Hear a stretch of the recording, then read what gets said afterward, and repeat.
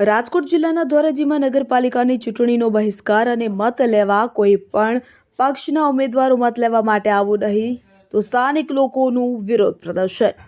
તો ધોરાજીના જૂના ઉપલેટા રોડ પર આવેલ નળિયા કોલોની અને મોહમ્મદી કોલોની અને વોર્ડ નંબર 6 વિસ્તારમાં છેલ્લા ઘણા વર્ષો પ્રાથમિક સુવિધાઓથી વંચિત રહી છે. શુદ્ધ પાણી, સ્ટ્રીટ લાઇટ, સાફ સફાઈ અને રોડ રસ્તા ઘણા વર્ષોથી નગરપાલિકા તંત્ર દ્વારા સમયથી કામગીરી કરવામાં આવી નથી અને નાના બાળકો માટે અભ્યાસ માટે આંગણવાડી નથી. તેથી ગરીબ પરિવારોના નાના બાળકો આંગણવાડી ન હોવાથી નાના બાળકો અભ્યાસથી વંચિત છે.